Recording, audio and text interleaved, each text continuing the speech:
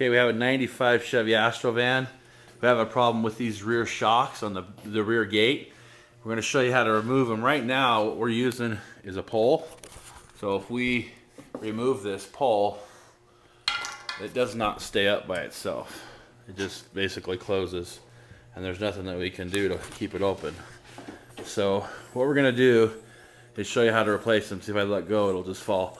I've already replaced this side over here, but for video reasons, I'm just going to show you on this one. It's the same on both sides. All right, the first step, we're just going to take a standard screwdriver. This is just a small one. And you want to take and just pop this up, and that'll pop off. It's really simple. I'm going to take you over here to show you on this side.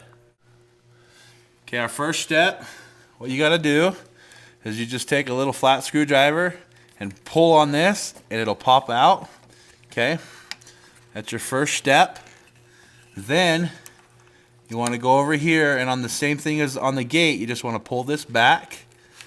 Okay, and then it'll release the pressure, and you should be able to pull that right off. Okay, now the tricky thing about this is this has to slide down, and I'm going to go over here and I'm going to grab this tool, and I'm going to show you how to get that off.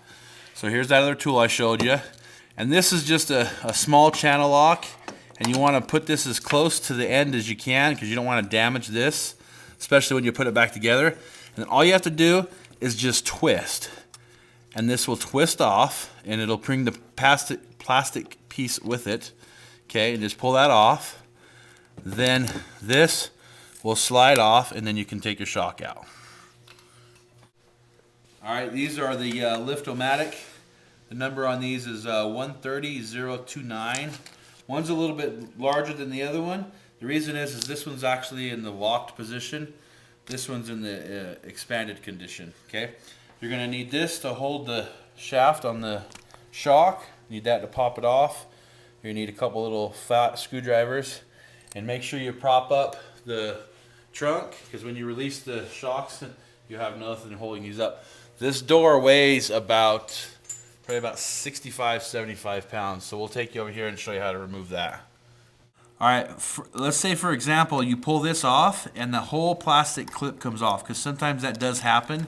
You have to get the whole thing off of here. They're not designed to come off, but if it does happen and this whole clip comes off, I'm going to show you how to put it back on. Okay, kind of tight. It's not supposed to come off. That's not its design, but if it does, you got to know how to put it back on. I'm kind of fighting it here, trying to get it off, because it's not really designed to come off this way, but they do from time to time come off. Goodness, get out of there. I just want to kind of show you a little extra cool thing about these clips. Okay, so this is what they look like. If that does happen and you have to really pull it off like that, there's a certain way to put this back on. If you look right here, you can just take this and just slide it right over the edges, just like that. Can you see that? And then just push it down. You might have to grab a little screwdriver and just push it down, and then it'll snap into place. In case that snap ring comes off, that's how you put it back on. We'll go back over to the truck and put this on. Now what we're going to do is just remove this out. And you want to size them up. You always want to do that. Make sure that they're the same size, the same throw. Now this one, you can see it has no pressure on it. I can't even push this one. So that's definitely bad. So I'm going to take you over here and show you how to put it on. What you got to do first, this has got to go in first. You don't want to do the gate first. You want to do the jam. So slide this up into the hole. Okay. Then I'm going to come a little closer. Then this comes down, and this goes on a specific way. You want, I'll move here aside so you can see. You want this little tab.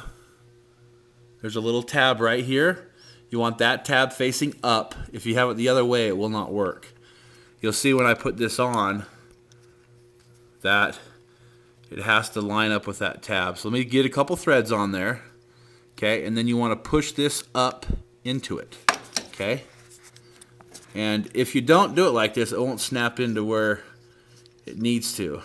Okay, so just thread that up there. Okay, and so that now will not move. So I'm going to grab that little tool again to hold it in place. You want to hold the shaft right here as close to this nut cap as you can, and just hand tight is plenty. So that's all you have to do to get that piece back on.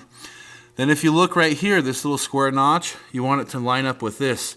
So then all you have to do is just make sure your wires in the back line up. Now, I don't know what these wires actually do.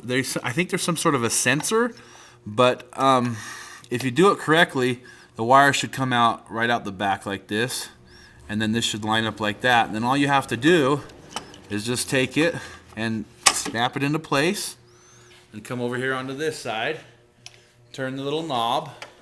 Now I got that little wood prop on the other side, so I'm just going to lift this up. That's going to fall. That's okay. And then that should snap on. Now it holds itself up. Okay? And then you've replaced your shock on your 95 Astrovan. So check us out at scottysmobiledetailing.com. If you have any questions, we have a lot more videos on there you can watch. And we'll see you soon. All right, we're going to remove the stick that's holding it up. Now it's holding up all by itself with the shocks. You just want to kind of test it, make sure everything goes up and down, and it doesn't fall on its own. So check us out, scottysmobiledetailing.com.